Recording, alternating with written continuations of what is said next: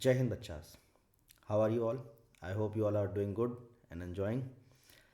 चलिए आइए अपने नेक्स्ट टॉपिक पे बढ़ते हैं, फुटबॉल। तो फुटबॉल की हम सबसे पहले हिस्ट्री पे बात करते हैं। हिस्ट्री क्या है इसकी? That Greek place played Spyra which resembles football. ठीक है, थोड़ी सी हिस्ट्री है जिससे कि आपको ये चीज़ पता रहे कि कहाँ से शुरू हुआ। अगर इन केस पूछ लिया एग्जाम में तो है ना, you never know what can the question और एग्जामिनर आस्क। तो ग्रीक में स्पायरा नाम से एक रिजेंबल था फुटबॉल की तरफ, वो खेला जाता था। वहीं पे रोमन पीपल जो थे, दे ऑल्सो प्लेड क्लासियो। वो क्या खेलते थे? वो क्लासियो खेलते थे। क्या खेलते थे? क्लासियो। ठीक है, in which they use to make the ball to go towards opponent end line. जैसे रग्बी होता है या फुटबॉल होता है, बिल्कुल वैसे ही उसमें वो लेकर के जाते थे बॉल। देन आता है चाइनीज़। ठीक है, Chinese people also play cuju. ठीक है, this is called cuju, in which bladder, वो ब्लैडर से खेलते थे। ठीक है, और पैर से किक करते थे। हिस्टोरिकल की पॉइंट्स में अगर हम बात करें, the modern version of game came from England in 1848। Modern version जो है वो कहाँ से आया गेम का? इंग्लैंड से आया। किस ईयर में?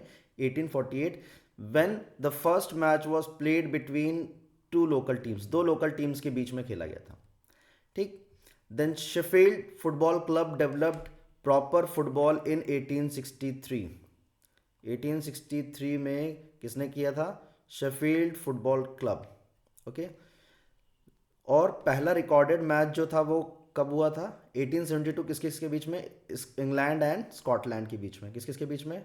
इंग्लैंड और स्कॉटलैंड के बीच में। देन आता है federation international day football association, this is called FIFA. FIFA का फुल फॉर्म बेटा ध्यान से पढ़ लीजिए, अभी बहुत से बच्चे गलत लिखते हैं तो गलती मत करिएगा। Federation international D football association, ये बना कब था? ये बना था आपका 1904 में। इट वाज डेवलप्ड और origin in 1904, which regulates the rules and regulation of the football, जो आज के समय में भी हमारे रूल्स एंड रेगुलेशन को गवर्न करता है। किसके? फुटबॉल के। ठीक है, देन आती है बारी हमारे ऑफिशियल गेम या फुटबॉल की। जब हम बात करें तो ऑफिशियल गेम ये ओलंपिक्स में कब आया था? ईयर 1908 में। कब आया था बेटा? ईयर 1908 में आया था ओलंपिक गेम्स में, फ्रॉम लंदन। कहाँ से? लंदन से, जो लंदन में हुआ था। First world cup football was organised in 1930। पहला वर्ल्ड कप जो है वो कब खेला गया था? 1930 में खेला गया था। इंडिया में जो पहला इंडियन फेडरेशन बना था फुटबॉल का, that was Indian football association. वो क्या था? इंडियन फुटबॉल एसोसिएशन, जिसकी रचना हुई थी 1893, जिसको बनाया गया था ईयर 1893 में। लेकिन किंतु परंतु उसमें एक भी इंडियन पर्सन नहीं था बोर्ड में। There was not a single person of India who was there in the Indian football association board. वो बोर्ड में कोई भी नहीं था। ठीक है, सब फॉरनर्स थे। Later named as all India federation, बाद में इसका नाम क्या रखा गया? All India football federation, AIFF, formed in year 1937। 1937 बना गया।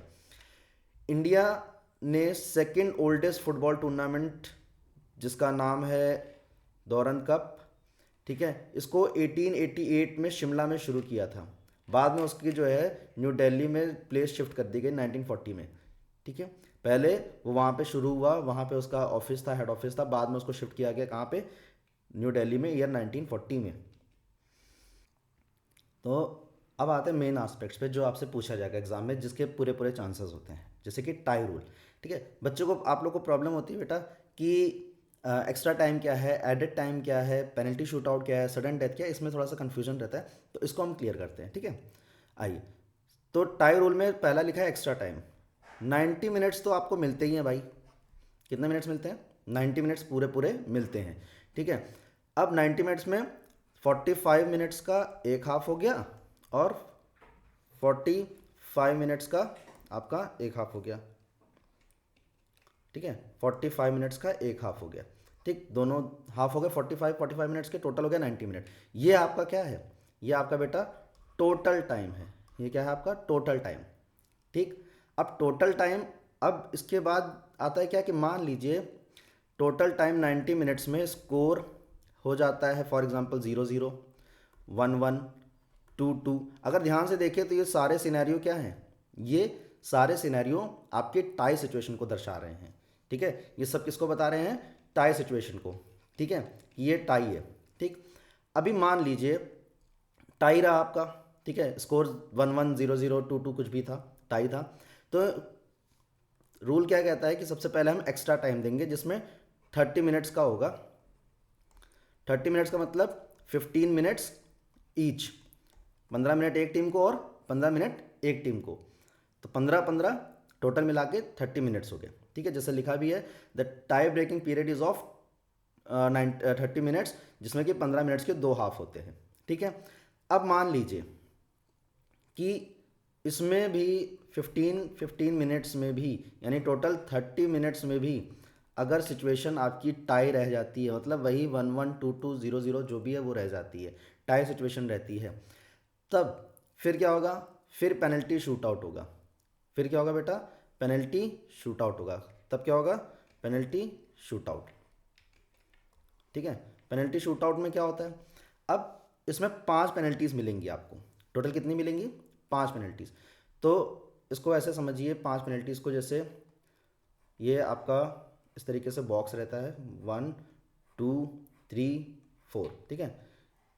ये ऊपर वाली टीम के लिए, ए के लिए, और ये बी के लिए एक और बनाना पड़ेगा, ठीक।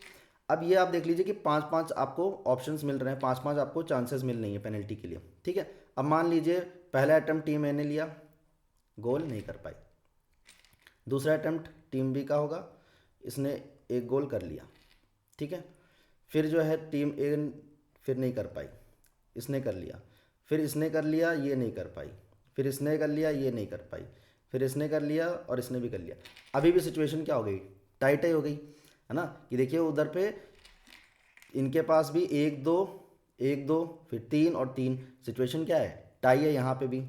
जब यहाँ पे भी टाई हो जाएगा तब फिर उसके बाद आता है सडन डेथ, ठीक है। उसके बाद क्या आता है, सडन डेथ, ठीक है। अब यहाँ पे पहले हम इनके यूजेस समझ लेते हैं, रीज़न क्या होता है टाई रूल का, एक्स्ट्रा टाइम का और पेनल्टी शूटआउट का। यूजेज क्या है एक्स्ट्रा टाइम का, only used in knockout competitions. Knockout competition में यूज होता है, example FIFA world cup, UEFA champions league, to determine a winner. क्यों, हमें विनर चाहिए ही चाहिए। अगर रिजल्ट टाई रह जाएगा तो हमें यही नहीं पता चलेगा कि कौन विनर है, कौन जो है टीम वो सेकंड रनर अप है। तो वो रनर अप को देखने के लिए, first runner up, second runner up, winner और लूजर जिसे आप कहते हैं, वो देखने के लिए एक्स्ट्रा टाइम दिया जाता है ताकि हम विनर डिसाइड कर सकें। सेम चीज़ अगर वहाँ नहीं होता है तो other thing is penalty shoot out. Penalty shoot out में हमने आपको बताया, ठीक, कि जब टाई हो जाएगा वो 30 मिनट्स में एक्स्ट्रा टाइम में, उसके बाद होता है team takes turn to kick from penalty mark. Penalty mark से ये किक करते हैं अंटिल ईच हैज़ टेकन 5, ये देखिए कितना लिखा है बेटा, 5 kicks.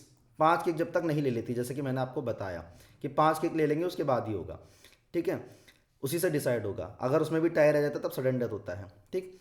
However if one side has scored more goals than the other could possibly reach with the all of the its remaining kicks, ठीक है। The shoot out immediately ends, वहीं पे शूट आउट एंड हो जाएगा जब वो जीत जाएगी वहाँ पे। फिर बेस्ट ऑफ 5 किक्स में देखा कि किसने ज़्यादा लिया, वो जीत गया वहाँ पे। Regardless of the number of kicks remaining this basis called best of 5। अब यहाँ पे एक लाइन जो लिखी थी, possibly reach with all of its remaining kicks, अब इसका क्या मतलब है, इसको समझिए। इसको समझने के लिए आपको ये दोबारा से देखना पड़ेगा, ये बॉक्सेस जो बने थे, ठीक है, इसको दोबारा से देखिए।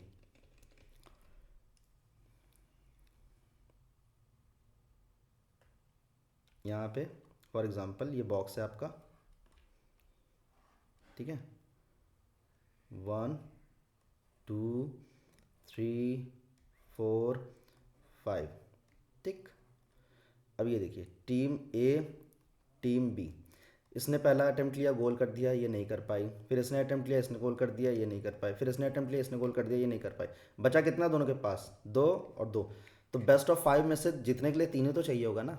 तो उसने वो 3 में गोल कर दिया, वो 3 में नहीं कर पाई, तो ऑटोमेटिकली वो क्या हो गई, वो विन हो गई। तो वही वो लिखा है possibly reach with all of its remaining kicks, वो वहाँ पे जीत चुकी है। तो वो अगर आगे नहीं भी कर पाती then to the team will be declared as a winner, क्योंकि वो 3 कर लिए और वो 2 कर पाएगी अगर कर लेती है तो। Next is sudden death. Sudden death क्या होता है कि जब आपकी यहाँ पे ये जो आपकी पेनल्टीज़ हैं, ये सारी पेनल्टीज़ आपकी फिनिश हो चुकी हैं। जब पेनल्टीज फिनिश हो चुकी हैं उसके बाद भी अगर सिचुएशन टाई रह जाती है, उसके बाद भी अगर मैच टाई रहता है, तब सडन डेथ होता है। अब इसमें क्या होगा, इसको ऐसे समझिए।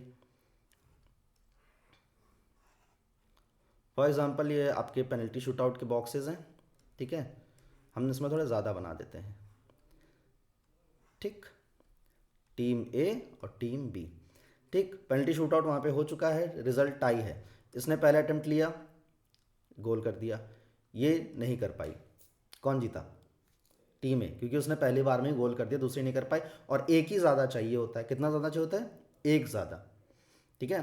Tie breaking method in penalty shootout where after the initial 5 kicks pair of penalties are taken until one team scores the and the other misses. जैसे कि मैंने लिखा है कि पहला वो कर ले और दूसरी ना कर पाए, या दूसरी टीम कर ले, कोई भी एक टीम कर लेगी जो पहले, वो विनर हो जाएगी, ठीक है। बात समझ में आई। Immediately ending the game. अब इसको थोड़ा सा हम सिचुएशन रिवर्स कर देते हैं कि फॉर एग्जांपल ये टीम नहीं कर पाई और इसने कर लिया, तो कौन जीता, टीम बी। बट ऑब्वियस है कि पहले एक चांस उसको मिला, एक चांस इसको मिला, ये कर ली। अब हम यहाँ पे थोड़ी सिचुएशन और चेंज कर देते हैं समझाने के लिए कि मान लीजिए ये भी नहीं कर पाई, लेकिन इसने कर लिया और ये नहीं कर पाई, तो कौन जीता, ये जीता। और अगर सिचुएशन ये हो जाती कि ये नहीं कर पाई और ये कर ले गई, तो वो जीत गई। तो कुल मिलाकर के ये है कि जब आपकी पेनल्टी शूटआउट्स ओवर हो जाती हैं, उसके बाद बस एक किक जो भी पहली टीम गोल स्कोर कर लेगी, वही क्या हो जाएगी, वो हो जाएगी आपकी विनिंग टीम। क्लियर। अब उसमें वो चलता रहेगा, उसमें अब पेनल्टी शूटआउट में तो 5 ही मिलती है, इसमें तब तक चलेगा जब तक एक टीम स्कोर नहीं कर ले। अब वो पहली बार में कर ले, उसका बेस्ट, उसका लक है। वो 10 बार में कर रही है, वो उसका लक है, ठीक। तो इट डिपेंड्स ऑन कि कितना आप एफर्ट दे रहे हो और कितनी जल्दी आप उसको मैच को फिनिश कर दे रहे हो। नेक्स्ट आता है गोल्डन गोल। गोल्डन गोल क्या होता है, 1993 से लेकर के 2004 तक, यानी 1993 से 2004 तक, 1993 से 2004 तक एक फॉर्मेट चला था जिसमें कि एक्स्ट्रा टाइम में जो भी टीम जैसे ही जिस भी मिनट पे गोल करती थी, उसको इमीडिएटली विन दे दिया जाता था। एक्स्ट्रा टाइम आपका कितने मिनट का होता है, 30 मिनट्स का। अगर उसने स्टार्टिंग के 10 मिनट्स में ही गोल कर लिया, तो टीम को क्या कर दिया जाएगा, विन दे दिया जाएगा और मैच वहीं स्टॉप हो जाएगा। ये आया था कब, 1993 से 2004 तक, ये गोल्डन गोल था आपका, ठीक। यहाँ पे आपका क्लियर है, यहाँ पे आपके जो आपके टाई रूल्स हैं वो हमने समझा है। अब आगे बढ़ते हैं टर्मोलॉजीज पे।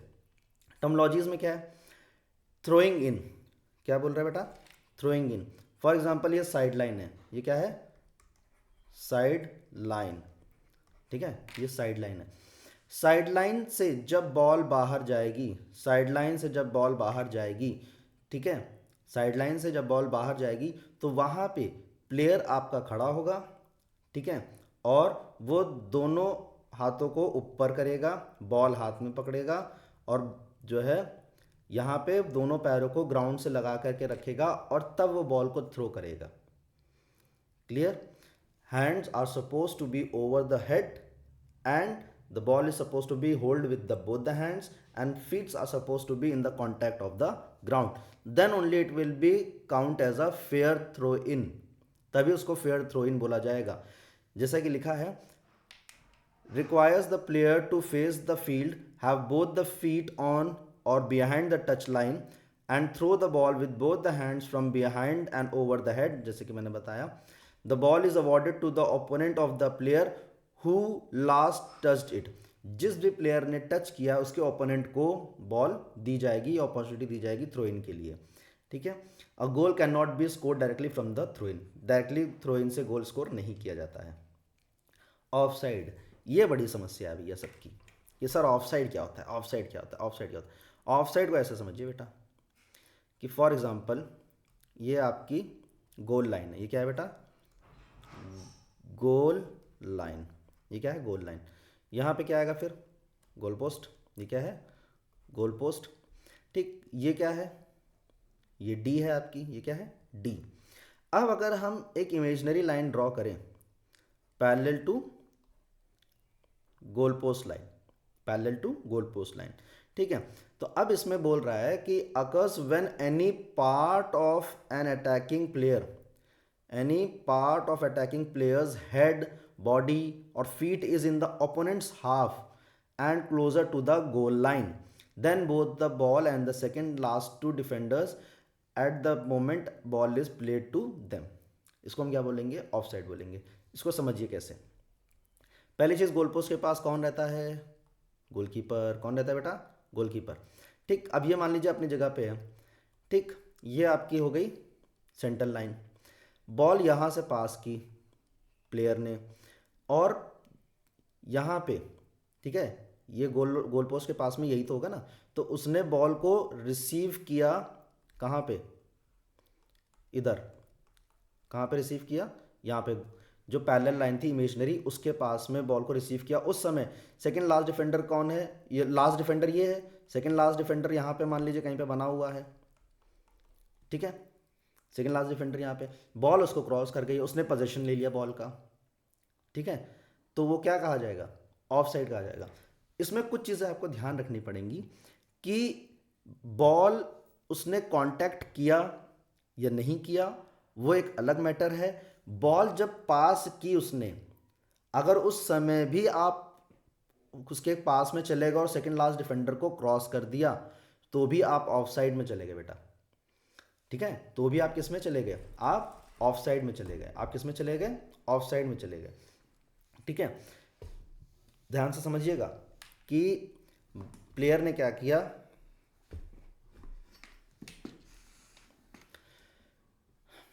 ध्यान से समझिएगा, प्लेयर ने क्या किया कि ये गोल लाइन है, ये आपकी गोल लाइन है, गोल पोस्ट है, और ये आपकी इमेजनरी लाइन हो गई।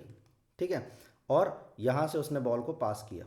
ठीक है, और यहाँ पे वो खड़ा था प्लेयर ओपोनेंट वाला, और यहाँ पे आपका गोल पोस्ट था, और यहाँ पे आपका प्लेयर खड़ा था गोलकीपर। ठीक है, अब जैसे इसने पास किया और तब भी अगर इसने इसको क्रॉस कर लिया, तो भी ये क्या हो गया, ये ऑफ साइड हो गया। भले ही इसने उसको अभी टच नहीं किया है, लेकिन because he has cross the last and the second last defender, इसीलिए उसको क्या कहा जाएगा, ऑफ साइड। ठीक है, ऑफ साइड तब से शुरू होता है जब उसका टीममेट बॉल को किक करता है। ठीक है, ध्यान से सुनिएगा, ऑफ साइड तब से शुरू होता है जब प्लेयर बॉल को किक करता है और वो आगे रनिंग स्टार्ट करता है उसका पोजीशन लेने के लिए। ठीक है, ज़रूरी नहीं कि बॉल आपने जहाँ पे पोजीशन लिया हो सिर्फ वहीं पे ही वो ऑफ साइड दिया जाएगा, नहीं। आप ऑफ साइड में चले गए, आपके पास बॉल नहीं है और उसने किक ही किया है सिर्फ, तो भी आप क्या हो जाएंगे, ऑफ साइड हो जाएंगे। क्लियर, इसीलिए लिखा है कि any part of the players head, body, feet is an opponent half और closer to the goal line. ठीक है, बात समझ में आई। Then the ball and the second to last defender, second last नहीं, सेकेंड टू लास्ट डिफेंडर। ठीक है, सेकेंड वाला भी और लास्ट डिफेंडर भी, जिसमें कि गोलकीपर भी इन्वॉल्व होता है। ठीक है, बात समझ में आई। ठीक, और अगर गोलकीपर वो पोजीशन में नहीं है तो फिर जो लास्ट डीपेस्ट डिफेंडर होगा वो काउंट किया जाएगा। अगर गोलकीपर उस पोजीशन में नहीं है तो जो लास्ट डिफेंडर एकदम होगा उसको हम काउंट करेंगे, या डीप में जो डिफेंडर होगा हम उसको काउंट करेंगे कि he is the last defender. ठीक है, क्लियर, ये तो बात हो गई कि अगर बॉल का पोजीशन नहीं लिया है तो। ठीक, अब उसके अलावा क्या होता है कि मान लीजिए ये गोलकीपर है आपका। ठीक है, और यहाँ पे बॉल उसने आपने इसने पास की बॉल को लॉन्ग पास किया और उसने पोजीशन ही यहाँ पे लिया, तो भी वो क्या है, ऑफ साइड है। तो भी क्या है, वो ऑफ साइड है। क्लियर, बात समझ में आई। तो भी वो क्या है, ऑफ साइड है। पोजीशन वो वहाँ पे ले रहा है तो भी, और अगर बॉल को किक किया वहाँ से उसने और तब वो वहाँ पे आया, तो भी वो क्या होगा, ऑफ साइड में माना जाएगा। ठीक, अब की एस्पेक्ट्स क्या ऑफ साइड के, और उसको अच्छे समझने के लिए आइए अब जानते हैं क्या। The moment of the pass, the of side position is just at the exact moment the ball is played or touched by the teammate, not when the player receives it। मैंने जैसे कि बोला था कि जब वो पास कर रहा है, जब उसने किक किया बॉल को पास करने के लिए प्लेयर को, तभी से आपका ऑफ साइड चेक किया जाता है। इसीलिए यहाँ पे भी लिखा है कि moment the ball is played और touched by teammate, not when ball receives. जब बॉल रिसीव होती है तब से नहीं, वो जब आपने किक किया है तब से वो काउंट होगा। इसलिए मैंने बोला था कि अगर यहाँ से रिसीव किया और ये अगर पहले ही क्रॉस कर गया है सेकंड लास्ट डिफेंडर को, यहाँ पे एक और डिफेंडर है, इसको क्रॉस कर गया है, तो वो क्या है, ऑफ साइड है। ठीक, active involvement, a player is an of side position is only penalised if they become actively involve bye touching the ball. Penalty सिर्फ तभी होगी जब आप बॉल को टच करेंगे, इंटरफेयरिंग विद एन ओपोनेंट और गेनिंग एन एडवांटेज, ठीक है, ओपोनेंट को आप इंटरफेयर कर रहे हैं और एडवांटेज लेने की कोशिश कर रहे हैं तब, ठीक। A player is an offside position is only penalised if they become actively involve bye touching the ball, फिर मैं बोल रहा हूँ बॉल को टच करने पे ही पेनलाइज्ड होता है, ठीक है। Exception, a player can not B offside in their own half of the pitch, ठीक है, कब वो ऑफसाइड नहीं होता, जब वो अपने ओन हाफ में रहता है और directly from a throw in, corner kick और गोल किक, ये सिचुएशंस में ऑफसाइड नहीं दिया जाता है, ये सिचुएशंस में ऑफसाइड नहीं दिया जाता है। अब एक्टिव इन्वॉल्वमेंट के साथ एक और आता है क्या, पैसिव इन्वॉल्वमेंट। वो क्या होता है, पैसिव ऑफसाइड क्या है, a player is an offside position who is not involve in the play is not penalised, ठीक है, अगर वो उसने बॉल को टच नहीं किया है तो उसको पेनलाइज्ड नहीं किया जाएगा, ठीक है। The second to last defender usually includes the goalkeeper, but if the goalkeeper is out of the position it is simply the two deepest defender, जो कि मैं आपको पहले समझा चुका हूँ, ठीक है, कि अगर वहाँ पे गोलकीपर नहीं है तो हम लोग लास्ट के जो डिफेंडर्स होंगे डीप में उनको हम कंसीडर करेंगे as a last two defenders, ठीक है। देन आता है अच्छा, एक और चीज़ लिखी थी, if they are behind the ball when it is played, अगर वो बॉल के पीछे भी हैं, अगर वो बॉल के पीछे भी हैं तो भी क्या नहीं होगा, वो आपका ऑफसाइड नहीं होगा जब वो खेली गई है तब, ठीक है। अभी आप बोलेंगे सर कंफ्यूज कर दिया आपने, कंफ्यूज नहीं किया भाई मेरे, ये बॉल यहाँ से पास किया, ये प्लेयर ने ये बॉल यहाँ से पास किया, ठीक है, और वो बॉल के पीछे था, यहाँ पे था, तो वो यहाँ पे जाकर के रिसीव कर रहा है ना, तो ये ऑफसाइड नहीं है, क्योंकि वो बॉल जब यहाँ लैंड हो गई तो वो बॉल के पीछे, इसकी सिचुएशन आप देखिए तो पैरेलल भी नहीं है और उसके आगे भी नहीं, वो पीछे है, तो पीछे तो क्या हो गया, वो बॉल के पीछे, तो it will not count as a what, offside, okay. Now drop ball पे आते हैं। अब ड्रॉप बॉल आप लोगों ने पढ़ा होगा कि basically it happens when the both the team player commit the foul simultaneously, जब दोनों टीम के प्लेयर्स साइमल्टेनियसली फाउल कमिट करते हैं तो गोल जो रेफरी होता है वो क्या करता है, बॉल को टॉस करता है और नीचे गिराता है, जब वो बॉल ग्राउंड से टच होगी then the player is suppose to kick, है ना, ये है कि ball drop ball is when the referee when the two players of when the two players of opponent or each of the team commits the foul simultaneously, then the referee will toss the ball in air, and once the ball will touch the ground then only the players are supposed to hit or take the possession of the ball, यही है। But there are few more situations जिसमें drop ball होती हैं, आइए जानते हैं क्या है। A method used in association football to restart play after an unscheduled stoppage, क्या मतलब है इसका, कि मान लीजिए किसी भी रीज़न से मैच रुक गया है, ठीक है, किसी को इंजरी हो गई है, बॉल बर्स्ट हो गई है, ठीक है, इंटरफेरेंस के बाहर चली गई है, तो वो सिचुएशंस में क्या है कि बॉल को क्या करेंगे, ड्रॉप बॉल करेंगे, ठीक है। अब इंजरी हो गई किसी को, ठीक, तो क्या किया, उस प्लेयर को आएंगे, फिजियोथेरेपिस्ट आएंगे, चेक करेंगे, फिर लेकर के जाएंगे, अगर नई सिचुएशन है खेलने की, बॉल बर्स्ट हो गई है तो रेफरी जाएगा, बॉल लेकर के आएगा, फिर वहीं से शुरू करेगा। तो ये जो सिचुएशंस होती है इसमें क्या होता है कि जिस भी पर्सन ने लास्ट उसके पास पोजीशन होता है वो वहीं पे टॉस करेगा बॉल को, और जब वो ग्राउंड को टच करेगी देन ओनली ही suppose to kick the ball, ठीक है।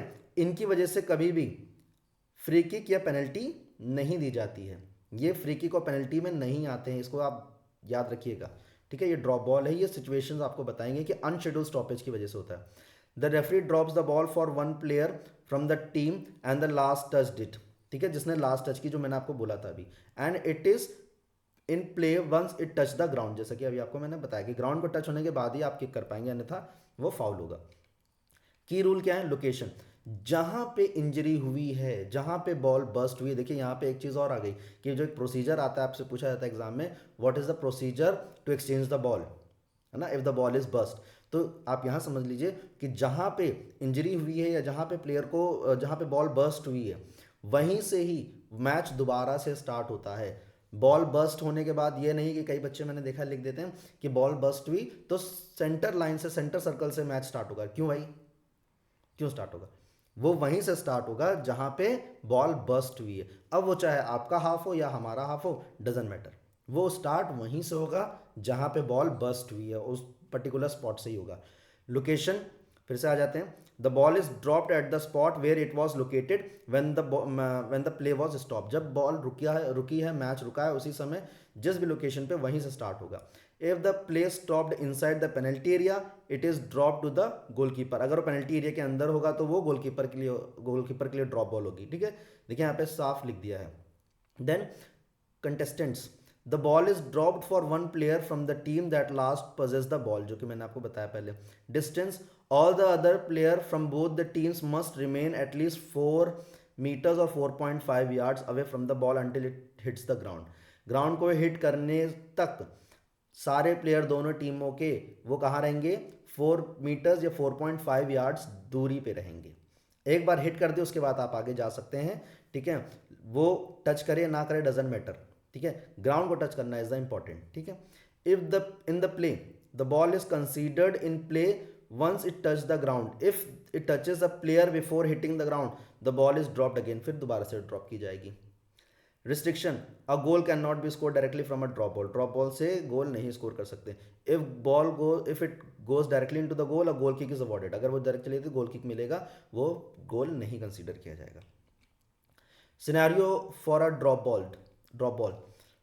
सिनेरियो क्या है ड्रॉप बॉल का, इंजरी, जैसे कि मैंने बताया इंजरी हो गया। एक्सटर्नल इंटरफेरेंस मतलब एक्सपेक्टेटर जो है ना कई बार बहुत ज़्यादा यू नो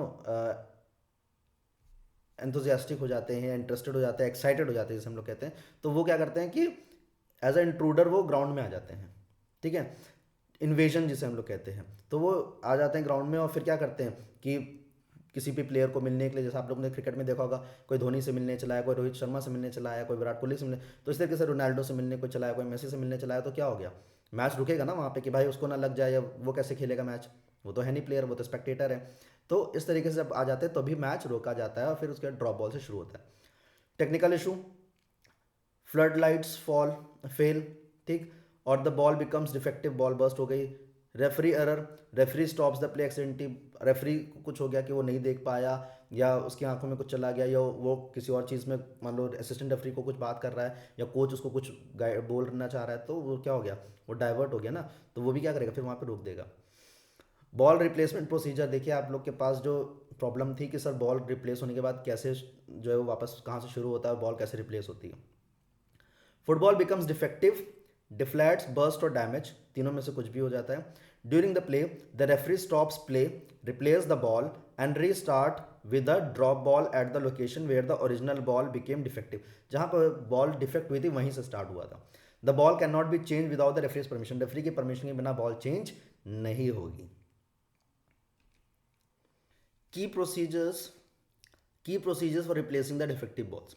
प्रोसीजर क्या क्या है, defective during play, if the ball becomes effective during the kick off यानी मैच स्टार्ट के समय। गोल किक, हाँ भैया एक चीज़ और यहाँ पे मैं बता दूँ, किक ऑफ सिर्फ तभी होता है जब सेंटर सर्कल से मैच स्टार्ट होता है। ठीक है, और वो क्या सिचुएशन होती है, पहला जब मैच स्टार्ट हो रहा है, दूसरा जब हाफ टाइम के बाद स्टार्ट हो रहा है, तीसरा जब गोल स्कोर होता है। क्या होता है, गोल स्कोर होता है। ये 3 सिचुएशंस हैं जब किक ऑफ होता है। ठीक है, तो ये मत लिख देना कि जो है ना गोल स्कोर होने के बाद गोल किक हो जाता है या रीस्टार्ट गोल किक से होता है, नहीं। किक ऑफ के लिए मैंने 3 सिचुएशन बता दी, मैच फर्स्ट जब स्टार्ट हो रहा है, जब हाफ टाइम पे बाद स्टार्ट हो रहा है रीस्टार्ट, और जब गोल स्कोर हो रहा है तब। ठीक है, तो अब ये हो गया कि कब कब डिफेक्ट हो रही है, गोल किक के समय, कॉर्नर किक के समय, फ्री किक के समय, पेनल्टी किक के समय और थ्रो इन के समय। द रीस्टार्ट इज रीटेकन, रीस्टार्ट होगा मैच, वो प्रोसीजर वहाँ पे रीस्टार्ट होगा। ठीक है, मतलब पेनल्टी किक है तो वो दोबारा से ली जाएगी, थ्रो इन है तो दोबारा से होगा, रीस्टार्ट है तो सॉरी फ्री किक है तो दोबारा से फ्री किक मिलेगी, कॉर्नर किक तो दोबारा से कॉर्नर किक मिलेगी, इस तरीके से वो रीस्टार्ट होगा। Then penalty kick exception, penalty kick के एक्सेप्शंस क्या क्या हैं, if the ball burst while moving forward, ठीक है, and before touching a player, cross bar और goal post, the penalty kick is retaken. जब बॉल बर्स्ट हो रही है यानी कि आगे जाते समय, फॉरवर्ड मूव करते समय, या प्लेयर के टच करने से पहले, या क्रॉस बार पे लगने से, या गोल पोस्ट पे लगने से, ठीक है, या पेनल्टी किक, इन सब सिचुएशन में कुछ भी होगा तो पेनल्टी किक क्या होगी, दोबारा से दी जाएगी। ठीक है, कब कब, प्लेयर के टच करने से पहले, क्रॉस बार पे लगने से और गोल पोस्ट पे जाने से, अगर वो बस्ट होती है तो वो पेनल्टी किक दोबारा होगी। ठीक है, उसको कंसीडर नहीं किया जाएगा, क्योंकि जैसी हवा कम होगी तो उसका जो ट्रेजेक्ट्री होगा वो क्या होगा, डेविएट हो जाएगा ना, क्योंकि हवा कम हो गई, हवा कम हो गई तो ट्रेजेक्ट्री क्या होगी, डाउन हो जाएगी, तो वो क्या हो गया, एक तरीके से मिस हो गया या मिस हो जाएगा ना उससे, रेफरी से, सॉरी गोलकीपर से। क्यों? क्योंकि गोलकीपर तो एक अजम्पशन लेके बैठा था कि इतनी स्पीड से उसने बॉल को मारा है तो मैं आसानी से ग्रैप कर लूँगा इस जगह पे, लेकिन वो वहीं पे फ्लैट हो गई, बर्स्ट हो गई और वो डिप कर गई, तो वो क्या हो गया, एक तरीके से अनफेयर हो गया ना, तो अनफेयर को फेयर करने के लिए वो दोबारा से रीटेक कराते हैं। ठीक है, मल्टी बॉल सिस्टम क्या है, in professional matches to main speed of play, to maintain speed of play, a new ball is provided by the ball assistant, ball boy or girls when the original ball goes out of the bound।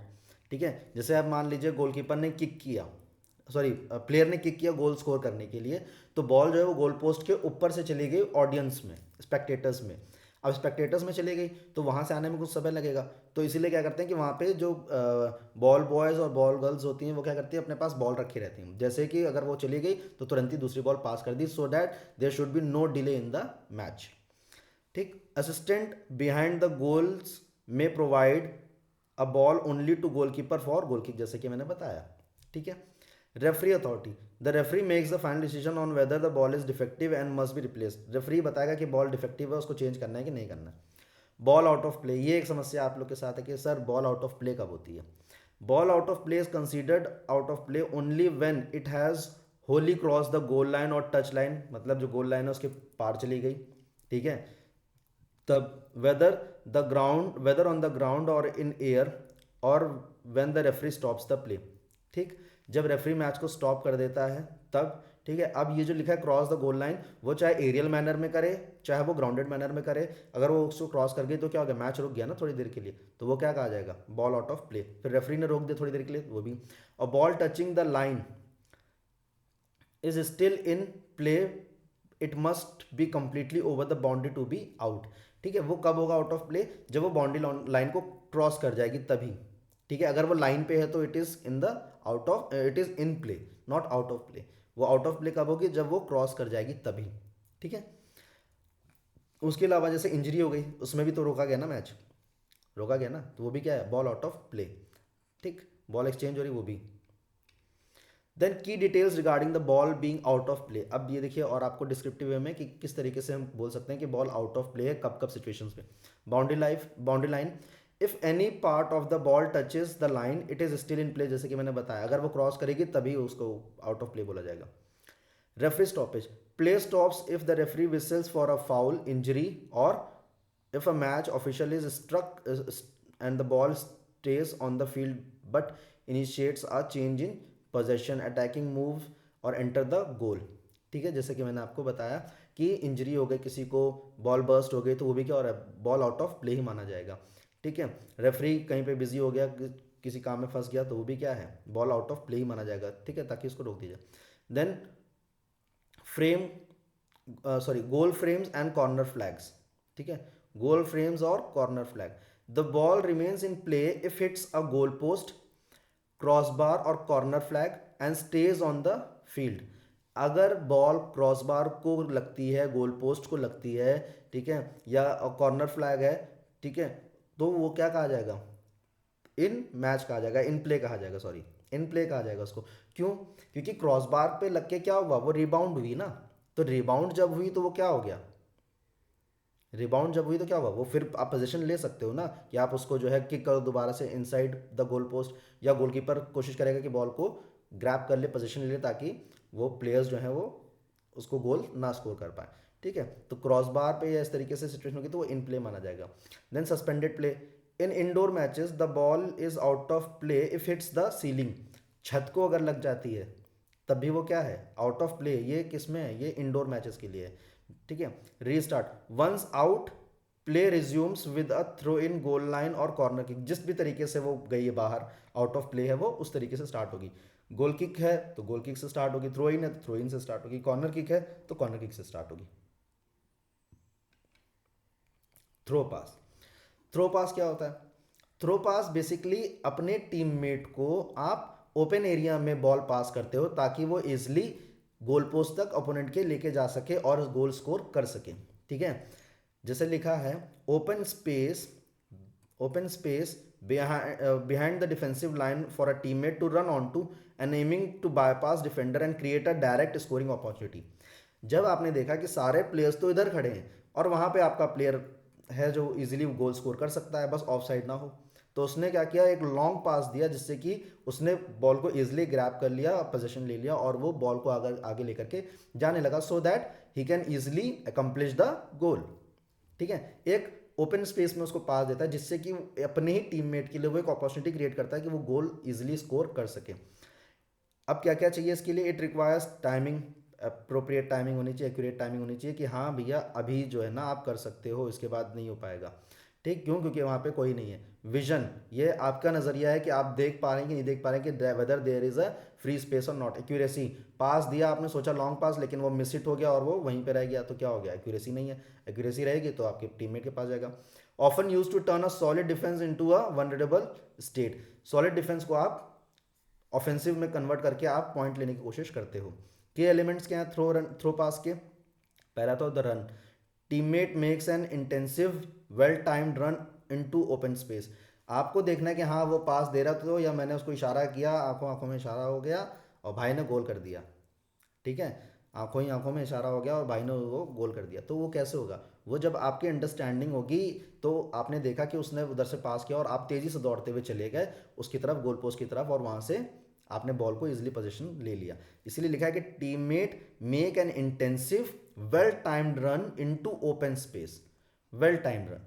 ठीक है, कि दोनों के बीच में understanding होनी चाहिए तभी, अदरवाइज आप उसने पास किया, आप बोलो अरे भाई मैं तो यहाँ खड़ा हूँ, वहाँ कहाँ पास दे दिया, नहीं, वो अंडरस्टैंडिंग होनी चाहिए कि हाँ आपने पास दिया, मैं दौड़ गया। देखिए the gap, the pass is sent through a gap between the defender, defenders के बीच से आपको निकालना पड़ेगा।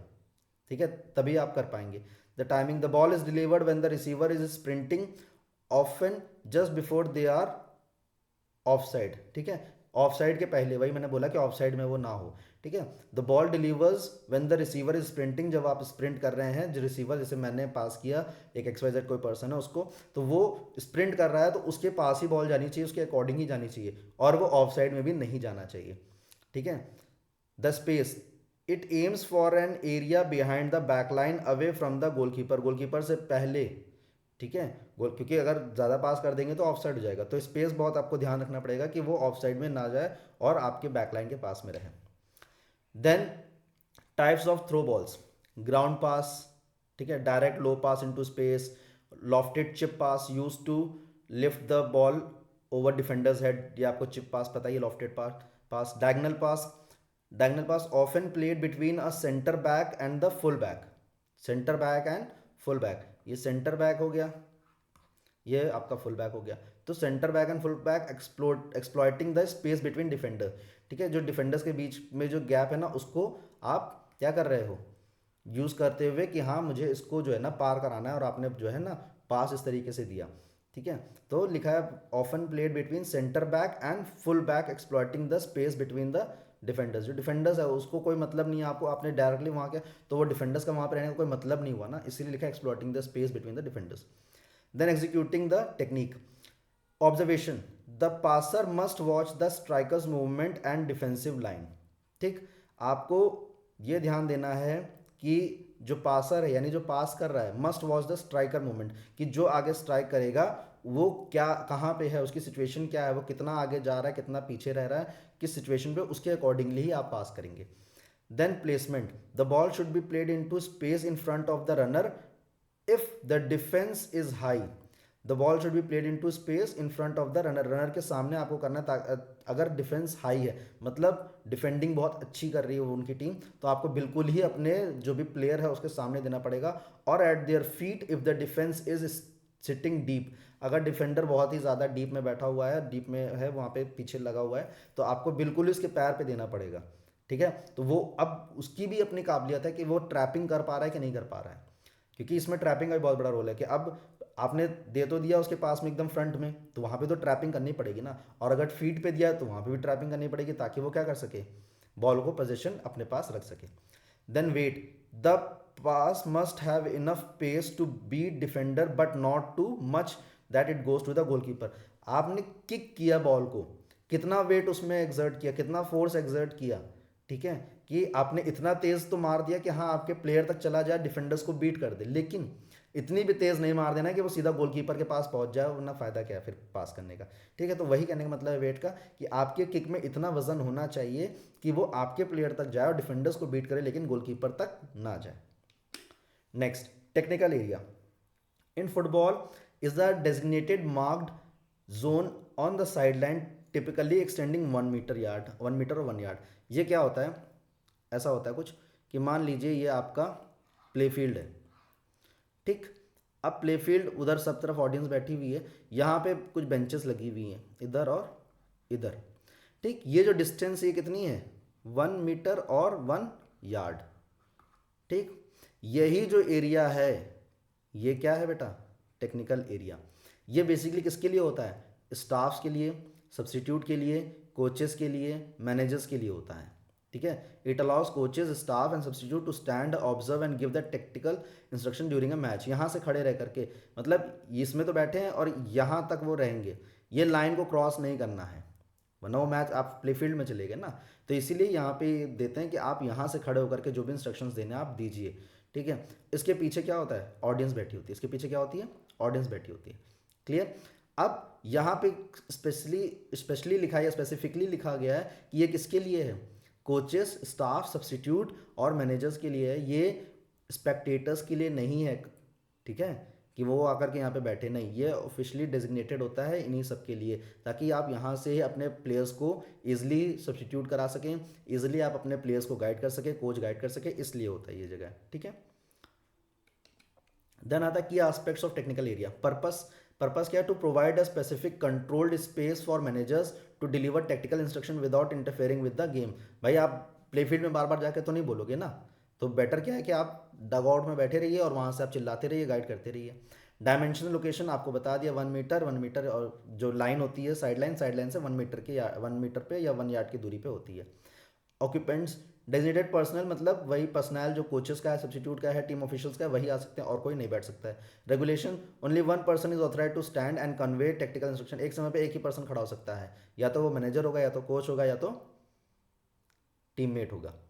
Behaviour, occupants must remain with in the confines of the area accept under special circumstances. जैसे फिजियोथेरेपिस्ट को जाना है तो परमिशन लेकर के जाएगा, अन्यथा आप किसी भी तरीके से वहाँ से एंटर नहीं कर सकते हैं, आपको वहाँ पे अपनी जो है ना लिमिटेशंस में रहना पड़ेगा। और अगर आपको जाना है, जैसे फिजियोथेरेपिस्ट जा रहा है या पानी लेकर के जाना है, तो वो सब आपको परमिशन से मिलेगा, ठीक है, clear. Then important distance in football, ये फुटबॉल में इंपॉर्टेंट डिस्टेंस जो आपको थोड़ा सा ध्यान देना है। पेनल्टी मार्क, पेनल्टी मार्क कितना दूरी पे होता है, 11 मीटर पे होता है, 12 yards from the centre of the goal line, centre of the goal line, ठीक है। ये गोल लाइन है, इसके सेंटर से कितना, 12 यार्ड, कितना, 12 यार्ड या 11 मीटर, इतने दूरी पे होना चाहिए, ठीक है। देन आता है penalty arc. Penalty arc 9.15 meter और 10 yards from the penalty mark. Penalty mark से 9.5 मीटर होता है, ठीक है। यहाँ पे लिखा है penalty mark that it should be from the centre of the goal line, इतनी दूरी पे, centre of the goal line से इतनी दूरी पे हो गया, ठीक। और पेनल्टी आर्क क्या होता है, 9.5 मीटर और 10 yards from the penalty mark. Penalty mark से भी 9.5 मीटर, 9.15 मीटर और 10 यार्ड्स दूरी पे होता है। Then centre circle, centre circle 9.15, 10 yards radius from the centre mark, ठीक है, सेंटर पे होता है। Then corner arc, corner arc यानी कि आपका कॉर्नर फ्लैग, यानी 1 मीटर और 1 यार्ड जो आपका यहाँ पे होता है, ठीक है, इधर कॉर्नर पे, साइड लाइन और यहाँ पे इंटरसेक्शन होता है साइड लाइन का और किसका, आपकी एंड लाइन का, ठीक है, ये कॉर्नर। देन सेंटर लाइन और circle, the field is divided by the half way line with a 9.15 metre radius centre circle, और जो लाइन गई होती है वही सेंटर लाइन हो जाती है जिस पर वो बना होता है। Goal line 5.5 metre, goal line कितना होता है, 5.5 metre, 6 yard from the goal post, goal post से 5.5, ठीक है। गोल एरिया आपका हो गया 5.5 metre, 6 yard from the goal post. Penalty area, penalty area का डायमेंशन है 16.15, पेनल्टी एरिया का डायमेंशन कितना है, 16.5 मीटर और 18 yard from the goal post. Goal post से इतना डिस्टेंस होता है, किसका कितना होता है इसका, ये इतना 16.5 और 18 यार्ड्स। देन कार्ड्स, कार्ड्स जो है ये 1970 के वर्ल्ड कप में आया था, ताकि जो है एक लैंग्वेज बैरियर जो है उसको ओवरकम कर किया जा सके कि कैसे आप प्लेयर को डिसाइड करेंगे that whether he is following the rules properly और not, whether he is violating the rules और नॉट। ठीक है, तो उसको जो एक लैंग्वेज बैरियर था उसको ओवरकम करने के लिए येलो कार्ड और रेड कार्ड दिखाया गया कि येलो कार्ड जो है वो कौन सा है, कॉशन के लिए, और रेड कार्ड मीन्स डिसमिसल। ठीक है, cards are used by the referees to discipline players, substitute and team officials for offense committed during the match। Match के समय में जो भी वो ऑफेंस कर रहे हैं, जो भी कुछ फाउल कर रहे हैं, वॉलेशन कर रहे हैं, उसको डिसिप्लिन में रखने के लिए कि वो इस तरीके से चीज़ें ना करे, उसके लिए क्या शुरू किया, कार्ड शुरू किए गए 1970 वर्ल्ड कप में, जैसे कि मैंने बताया आपको। Yellow card meaning a formal warning often called a booking. ठीक है, अगर येलो कार्ड दिया गया है तो उसको हम बुकिंग कहेंगे, और एक वार्निंग की तरह से होता है, कॉशन की तरह से होता है। कॉन्सिक्वेंसेस क्या होते हैं, the player stage on the field, however if player receives 2 yellow card. अगर प्लेयर को 2 येलो कार्ड मिल गए हैं सेम मैच में, तो वो ऑटोमेटिकली किस में कन्वर्ट हो जाएगा, रेड कार्ड में। किस में कन्वर्ट हो जाएगा, रेड कार्ड में। ठीक है, और इमीडिएट डिसमिसल हो जाएगा प्लेयर का, क्या हो जाएगा, इमीडिएट डिसमिसल। क्लियर। देन आता है रीजंस क्या है इसके, अनस्पोर्ट्समैन बिहेवियर। अब ये येलो कार्ड क्यों दिखाया जाता है, ये हम पढ़ेंगे क्या, reasons. Unsporting behaviour, diving, reckless tackle, stopping a promising attack. ठीक है, कि मतलब आप गलत तरीके से डाइव कर दे रहे हो, या रेकलेस टैकल, या मतलब कि आप जानबूझ के प्लेयर के पैर में मार दे रहे हो, instead of kicking the football आप पैर में हिट कर दे रहे हो। ठीक है, मैच को रोकना, प्रॉमिसिंग हिट है उसको डिस्टर्ब करना। ठीक, फिर dissent, arguing with the referee by word और एक्शन। ठीक है, आप अब्यूजिव लैंग्वेज यूज़ कर रहे हो, फाउल लैंग्वेज यूज़ कर रहे हो, तो वो क्या है, एक तरीके से डिसेंट है। देन टाइम वेस्टिंग, आप जानबूझ करके गेम को डिले कर रहे हो, मैच को स्टार्ट नहीं होने दे रहे हो दोबारा से। देन डिस्टेंस वायलेशन, मतलब failing to respect distance on on free kick. मतलब जैसे फ्री किक में बोला गया कि 4 यार्ड, ठीक है, 4.5 यार्ड, 4 मीटर और 4.5 यार्ड आपको दूर रहना है, तो आप 4.5 यार्ड और 4 मीटर जो है वो आप डिस्टेंस नहीं मेंटेन कर रहे हो, आप पीछे चले जा रहे हो, तो आप क्या कर रहे हो, आप डिस्टेंस वायलेशन कर रहे हो। ठीक है, थ्रो इन में, कॉर्नर किक में इतनी दूर आपको रहना है, आप नहीं खड़े रह रहे हो, ऑफेंस कर रहे हो चीज़ों को, तो क्या है वो डिस्टेंस वॉलेशन है। देन इलीगल एंट्री और एग्जिट, मतलब सब्सटीट्यूट के समय पे किस तरीके से एंटर करना है, एग्जिट करना है, उसको आप प्रॉपर्ली नहीं फॉलो कर रहे हो, विदाउट परमिशन आप एंटर कर दे रहे हो, that is called illegal exit और एंट्री। इम्प्रॉपर सेलिब्रेशन, आप गोल कर लिए तो आप जो है टी शर्ट रिमूव कर दे रहे हो, ठीक है, आप डांस करने लग रहे हो, गलत लैंग्वेज यूज़ कर रहे हो, तो that is called improper celebration. Red card, dismissal. ठीक है, immediate ejection from the field of the play. अगर रेड कार्ड दिखा दिया तो वो डायरेक्टली आपको क्या हो जाएगा, आपको गेम से बाहर कर दिया जाएगा, मैच से, वो प्ले से बाहर कर दिया जाएगा। Consequences, the player must leave for the rest of the match and can not be replaced. उसको हटाने के बाद आपको 10 प्लेयरों के साथ ही खेलना पड़ेगा, आप सब्सटीट्यूट नहीं ले सकते हैं। ये इसका ड्रॉबैक है, क्या, कि अगर रेड कार्ड दिखा दिया तो आपका जो 11th प्लेयर है वो हट जाएगा, remaining 10 players will play the match and you can not substitute the red card player with the other player. वो हट गया तो आपको रिमेनिंग प्लेयर्स के साथ खेलना पड़ेगा। Forcing their team to play with 1 fewer player, जैसे कि मैंने बताया कि एक कम प्लेयर के साथ आपको खेलना पड़ेगा। In many competitions a red card result in an automatic 1 match ban. ये भी होता है कि उस मैच के साथ साथ जो अगला मैच है वो भी आपका बैन हो गया। रेड कार्ड अगर मिल गया तो कई कॉम्पिटिशन्स में, कई जो फॉर्मेट्स हैं टूर्नामेंट्स के, उसमें ये भी है कि उस मैच के साथ साथ जो है, रेस्ट ऑफ द मैच के साथ साथ वो नेक्स्ट मैच जो होगा वो भी नहीं खेलेगा। रीजंस क्या होते हैं, serious foul play using excessive force और एंडेंजरिंग एन ओपोनेंट। ठीक है, आप जानबूझ के पुश कर दे रहे हो, वो जंप करके वो रिसीव करने की कोशिश कर रहा था बॉल, आपने उसको हिट कर दिया, पुश कर दिया। Violent conduct, physical attacking on opponent और टीममेट, जैसे कि मैंने बताया कि आपने उसको पुश कर दिया, एल्बो कर दिया, ठीक है, या उसको पैर लगा के गिरा दिया, ठीक है, पंच कर दिया। Denying a goal scoring opportunity, denying a goal scoring opportunity, ठीक है, इसको डॉक्सो बोलते हैं। Deliberately handling the ball except the goalkeeper और fouling to prevent a goal. ठीक है, गोल होने वाला था लेकिन आपने जानबूझ के हाथ से बॉल पकड़ ली। ठीक, तो ये क्या है, ये डेलिबरेटली आपने हैंडल किया बॉल को, क्योंकि गोलकीपर के अलावा आप कोई हैंडल कर नहीं सकता बॉल को हाथों से, लेकिन आपने कर लिया, तो this is also a called off violation. ये भी रीजन होता है, इसकी वजह से भी क्या होता है, डिसमिसल हो जाता है, रेड कार्ड मिलता है। अब्यूजिव लैंग्वेज, बार बार बोल रहा हूँ, स्पिटिंग और बाइटिंग। ठीक है, देन सेकंड येलो कार्ड मैंने बताया आपको, रेड में कन्वर्ट हो जाता है, स्पिटिंग और बाइटिंग भी है। ठीक है, देन किकिंग। किकिंग में अब जैसे आता है, बच्चे बोलते हैं सर हम किकिंग में क्या करें, किकिंग में क्या लिखें? अरे किकिंग में लिखो ना भाई कि किकिंग में, जैसे कल मैंने क्रिकेट में बताया था कि क्रिकेट में इस तरीके से होता है।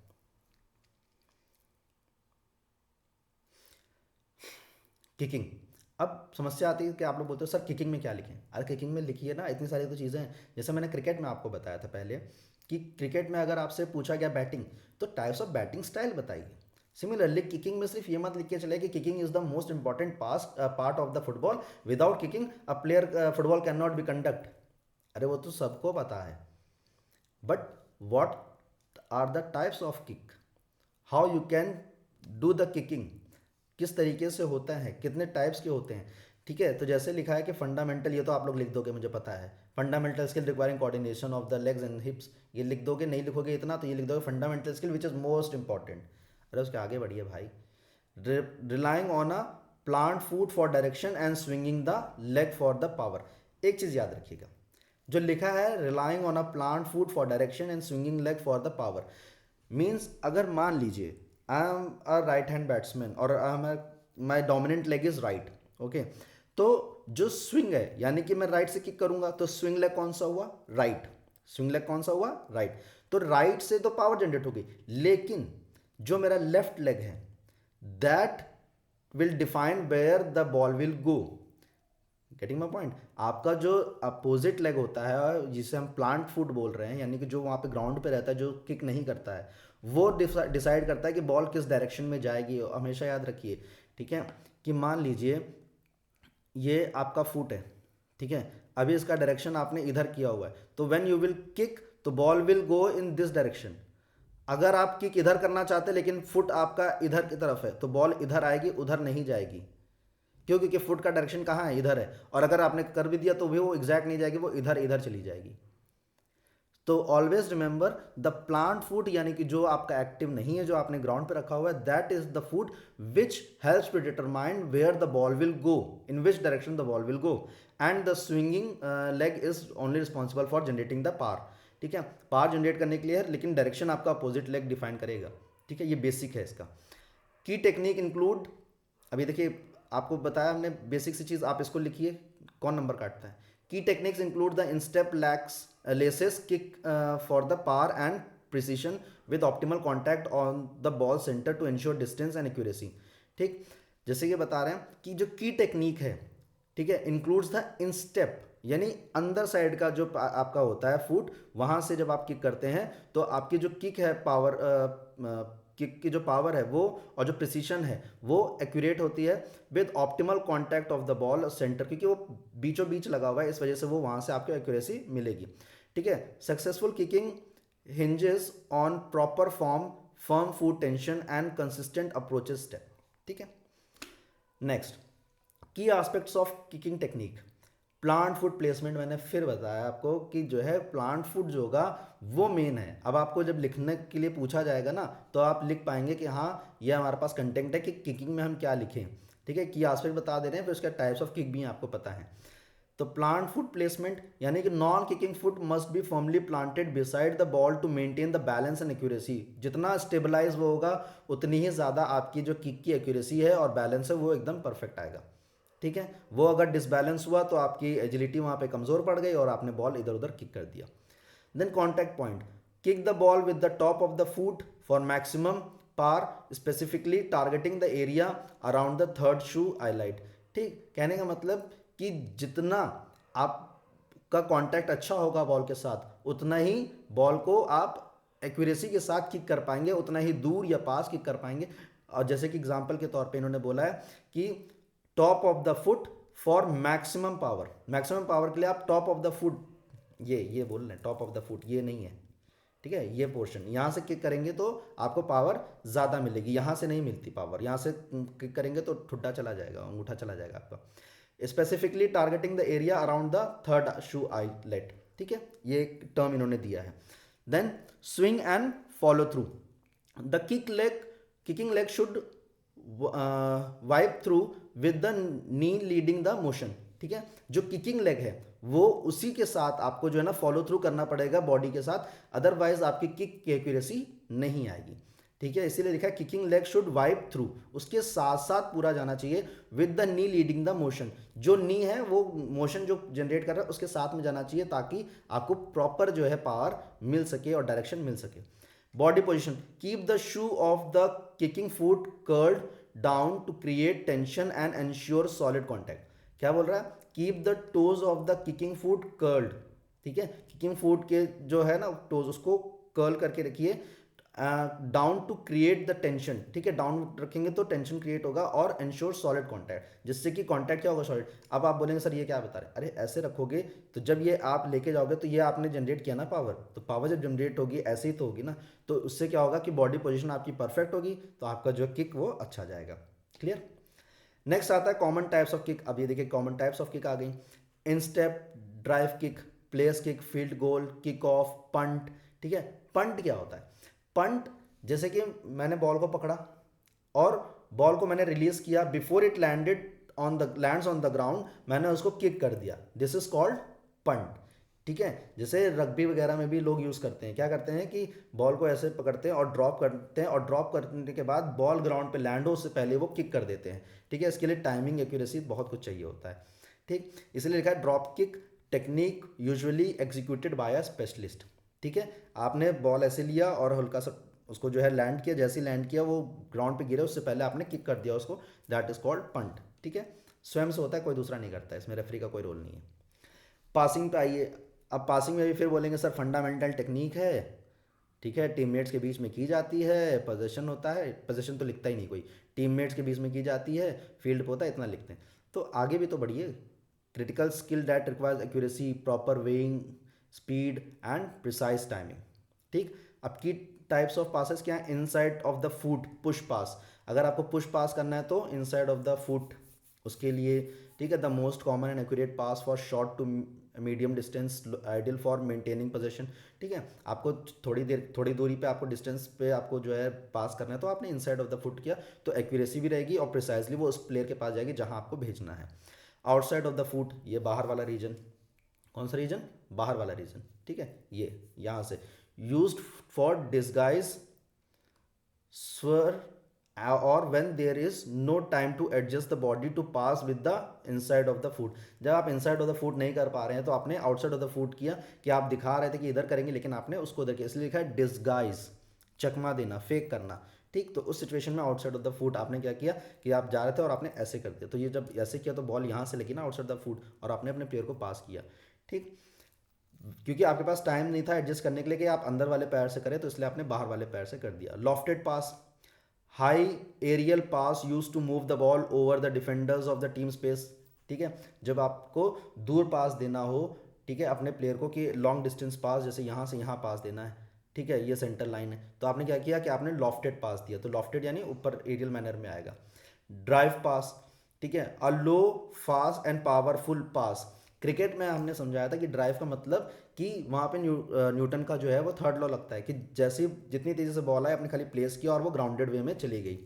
सिमिलरली ड्रिवन पास यहाँ पे भी क्या है कि लो फास्ट और पावरफुल ग्राउंडेड पास कैसा होता है, ग्राउंडेड पास होता है कि जितना तेज़ी से आपने उसको मारा उतनी तेज़ी से वो ग्राउंड में स्लाइड कर रोल करते हुए जाएगी।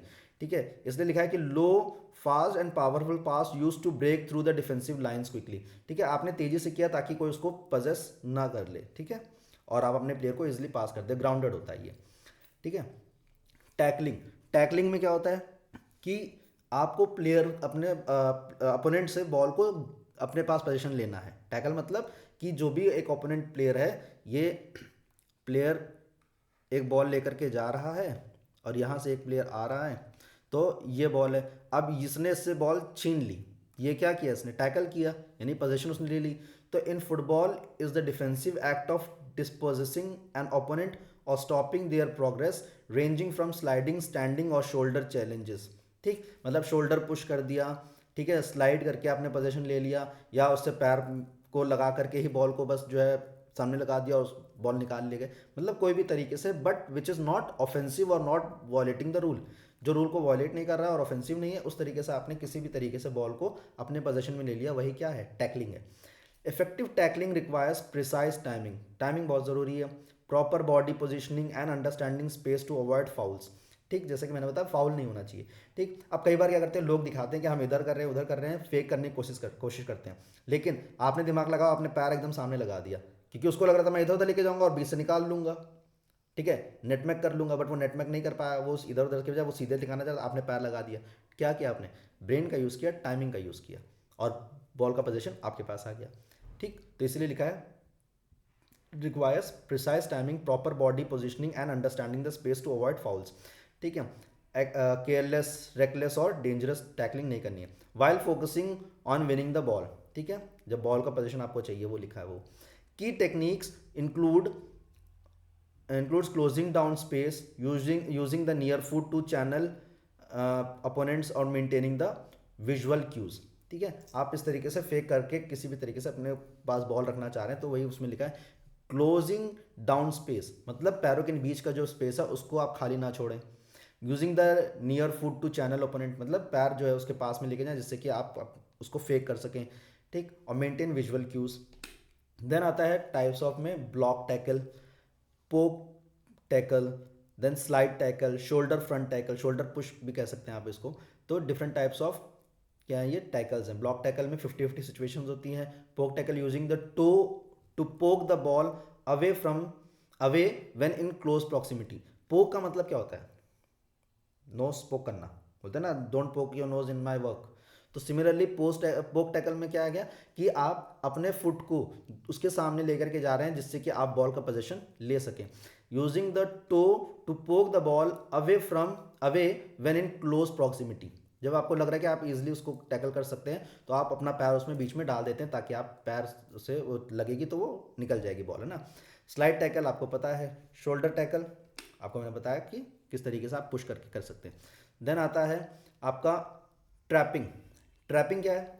ट्रैपिंग में मैंने अभी बीच में पहले टर्म यूज़ किया था थोड़ी देर पहले कि ट्रैपिंग में कि फॉर एग्जांपल यहाँ पे एक प्लेयर है, ठीक है, इसने बॉल को किक किया और यहाँ पे एक प्लेयर था, तो अब हमने जब बोला था कि ये इसके सामने बॉल देगा, याद करिए जब हम पढ़ा रहे थे वहाँ पे कि बॉल सामने देगा या फिर ऑफ साइड की सिचुएशन में जब बताया था ना, बॉल सामने देगा या तो फिर बॉल उसके पैरों के नीचे देगा। तो मैंने बोला था कि अपना भी दिमाग यूज़ करेगा और ट्रैपिंग करेगा। तो ट्रैपिंग में क्या? Taking the position of the ball before it lands on the ground. Ground पे लैंड होने से पहले आप जो पोजीशन ले लेते हो बॉल का, वही क्या होता है? ट्रैपिंग होता है। It can be done with the help of head, shoulder, chest, thigh, knee, front of the top of the foot and lower of the foot. ठीक है, इनके हेल्प से आप क्या कर सकते हो? ट्रैप कर सकते हो कि बॉल ग्राउंड पे लैंड होने से पहले ही आपने बॉल का पोजीशन अपने पास ले लिया with the help of all these things और बॉडी पार्ट्स, वही क्या होता है? ट्रैपिंग होता है। In football soccer it is a fundamental skill of controlling और अब मूविंग और loose ball using any legal part of the body. ठीक है, कंट्रोलिंग अ मूविंग और loose ball using any legal part of the body, जैसे कि मैंने बताया, इंक्लूडिंग आर्म्स एंड हैंड्स। ठीक है, आर्म्स ये है ना आपका, तो आर्म से तो हैंड होता नहीं है, यहाँ से हैंड होता है ना, ये फोर आर्म से। ठीक है, to bring it to a stop और into position for the next move. It is a critical component of ball control that allows players to transit from receiving pass to passing, dribbling, shooting. ठीक है, excluding arm and hands लिखा, sorry, excluding arm and hand, क्योंकि forearm की बात कर रहे हैं हम लोग यहाँ, तो चलो चल जाएगा। ठीक है, बट फोर आर्म, क्योंकि फोर आर्म और हैंड किस में आ जाता है? वो हैंड की कंडीशन में आ जाता है। ठीक है, आर्म को आप एक्सक्लूड कर सकते हैं, इंक्लूड कर सकते हैं, बट फोर आर्म और हैंड को बिल्कुल ही एक्सक्लूड करना है ट्रैपिंग के लिए। ठीक है, देन की techniques of trapping. Inside foot trap क्या है? इनसाइड फुट ट्रैप मतलब पैर का अंदरूनी हिस्सा, ये इनसाइड फुट ट्रैप। ठीक है, the player turns the inside of the foot toward the ball to cushion its impact, often use for the grounded pass. ठीक है, अब होता क्या है कि जब आपने पास, मान लीजिए मैंने ग्राउंडेड पास दिया, क्या किया? ग्राउंडेड, ये यहाँ पे प्लेयर था, इसने ग्राउंडेड पास दिया यहाँ पे प्लेयर को। ठीक, अब अगर आप पैर को आगे लेके जाओगे तो क्या होगा? वो भाग जाएगी। क्यों? क्योंकि न्यूटन का लॉ लग रहा है वहाँ पे, बॉल भाग जाएगी। तो आप पैर को वहाँ पे सिर्फ प्लेस करते हो, हल्का सा पीछे लेके जाते हो ताकि बॉल लगे और वहाँ पे कुशन की वजह से जो है बॉल वहाँ पे ही रुक जाए, उसके पास ही रह जाए। ठीक है, जितना आप उसको कुशन प्रोवाइड कर देंगे उतना ही ज़्यादा चांसेस क्या रहेंगे कि बॉल आपके पास रहेगी, जितना आप उसको कुशन नहीं प्रोवाइड करेंगे और फोर्स एक्सर्ट कर देंगे, उतना ही आपसे दूर चली जाएगी और पोजीशन लूज होने के चांसेस रहते हैं। इसीलिए इसमें लिखा है player turns the inside of the foot towards the ball to cushion its impact, उसके इम्पैक्ट को कुशन लगाने के लिए, मतलब रिलैक्स करने के लिए, ताकि बॉल अपने पास ही रह सके। देन सोल यानी कि अंडर, ठीक है, use to quickly stop a rolling ball by placing the sole of the foot on the top, बिल्कुल बॉल के ऊपर रखना होगा, लेकिन इसमें बड़ी आपको ना प्रैक्टिस चाहिए होती है। क्यों? क्योंकि कई बार आप सोचते हैं कि हम पैर रखें लेकिन बॉल नीचे से निकल गई, जब तक आप पैर रखेंगे तब तक बॉल नीचे से निकल गई, तो it needs more and more hard work, ठीक है, and practice. Then thigh trap, आप वही चीज़ आ जाती है कि यहाँ से बॉल इसने पास किया, अब उसने क्या किया, अपने थाई पे बॉल को रिसीव कर लिया, ये उसकी थाई होगी मान लीजिए, यहाँ पे बॉल को रिसीव कर लिया, तो ये क्या है, थाई ट्रैप, ठीक। देन चेस्ट ट्रैप, चेस्ट पे बॉल रिसीव कर लिया। अब थाई और चेस्ट क्यों बार बार इसमें दिया गया है या क्यों ट्रैपिंग के लिए बोला गया, क्योंकि थाई पे क्या है, आपके मसल है, फैट कंपोजिशन है, चेस्ट पे फैट कंपोजिशन है, तो उसकी वजह से जब आप रिसीव करेंगे तो कुशन अच्छा मिलता है, जिसकी वजह से जो है वो बॉल वहीं पे स्टॉप हो जाती है, ठीक। देन अच्छा, इससे ज़्यादा फोर्स भी नहीं लगता है थाई से और चेस्ट से, उतना फोर्स भी नहीं लगता है कि वो रिबाउंड होकर बहुत दूर चली जाए, है ना। Then outside of the foot trap, ठीक है, बाहर के साइड से, यूज्ड फॉर क्विकर मूवमेंट्स और under pressure shift the ball away from the defenders, ठीक है, क्या बोल रहा है, यूज्ड फॉर क्विक मूवमेंट्स और under pressure to shift the ball away from the defender, defender से दूर करने के लिए आप इजिली उसे क्या कर सकते हैं, ट्रैप कर सकते हैं। बट वही चीज़ आती है कि टेक्निक के साथ, क्योंकि हर कोई आउटसाइड फुट से ट्रैप जो है वो नहीं कर पाता, it needs more and more practice, कि आपने इस तरीके से किया कि आपने साइड से भी उसको स्टॉप कर दिया, क्वेश्चन प्रोवाइड कर दिया और बॉल वहीं पे रुक गई। देन हेड ट्रैप, जैसे कि मैंने बोला था, हर सिर से लेने के लिए, ताकि मोमेंटम रिड्यूस हो सके और आप उसको कंटिन्यू कर सके, ठीक है। अभी थोड़ी देर पहले मैंने एक नाम लिया था नेटमैग, ठीक है। नेटमैग क्या होता है कि ये एक प्लेयर खड़ा है, ठीक, और ये प्लेयर है, हम लोग टैकलिंग की बात करते हैं, ये बॉल है इसके पास, ये बॉल लेके आ रहा था, अब ये गैप है इसके पैरों में, इसने क्या किया, बॉल को नीचे से निकाल दिया, यही क्या है, नेटमैग है, टेक्निक है कि आप किस तरीके से बॉल को टैकल करके लेकर के जा रहे हो, ड्रिबल करके लेकर के जा रहे हो, ठीक है। तो यहाँ पे हमने मोस्ट ऑफ द कॉमन जो चीज़ें थी जिसके पास आपके जिसके जिसके लिए आपके पास आंसर्स नहीं होते हैं, ठीक है, ये वो टॉपिक्स मैंने चूज़ किए थे जिसमें कि आप लोग को बहुत प्रॉब्लम फेस करनी पड़ती है कि सर ये टॉपिक में आंसर नहीं है, हम 5 नंबर में कहाँ से लिख दें। अगर आईसीएससी का बच्चा है, 10th का बच्चा है, तो वो कहता है सर 3 नंबर में हम क्या लिखें, कैसे लिखें, तो उसके लिए मैंने वो वाले टॉपिक्स लिए यहाँ पे, जिससे कि आप इजीली हर टॉपिक के बारे में आप अच्छे से आंसर लिख सको। अब आपके पास कंटेंट इतना हो गया कि आप 5 नंबर का आंसर क्वेश्चन होगा उसको भी अटेम्प्ट कर पाएंगे, 3 नंबर का होगा उसको भी अटेम्प्ट कर पाएंगे, चाहे वो आईसीएससी में आ जाए चाहे वो आईएससी में आ जाए, किसी के लिए भी कोई भी क्वेश्चन आ जाता है 5 नंबर 3 नंबर का, तो वो आप इजिली अटेम्प्ट कर सकते हैं, ठीक है, क्योंकि आपके पास अब कंटेंट हो गया। आप पहले बोलते थे कि सर ट्रैपिंग कैसे लिखें, तो डिफरेंट टाइप्स की ट्रैपिंग देखी मैंने आपको बताई। आप बोलते थे सर हम जो है टैकलिंग कैसे लिखें, तो टैकलिंग मैंने बता दी, टाइप्स ऑफ किक आपके पास है ही है बुक में, ठीक है, और मैंने इसमें भी बताया। तो आप जब इनको पढ़ोगे और आप इस कंटेंट को पढ़ोगे तो इससे क्या हो गया, आपके पास कंटेंट ढेर सारा हो गया, जिससे कि आप इजिली क्या कर सकते हो, अब आप कंटेंट बना पाओगे और आप आंसर फ्रेमिंग कर पाओगे, और आपके मार्क्स डिडक्ट होने के चांसेस बहुत ही मिनिमल हो जाएंगे अगर आपने उसको दिमाग में रखा तो, ठीक है। चलिए, यहाँ पे हमारा फुटबॉल खत्म होता है। कोई भी क्वेरी होगी ड्रॉप बॉक्स में डालिएगा, हम उसको देखेंगे, जहाँ पे भी कमेंट बॉक्स में जो भी रिजॉल्व करने वाली होंगी उसको रिजॉल्व करेंगे, ठीक है। फिर हम लोग मिलेंगे नए टॉपिक के साथ, तब तक के लिए जय हिंद बच्चास, टेक केयर एंड एन्जॉय।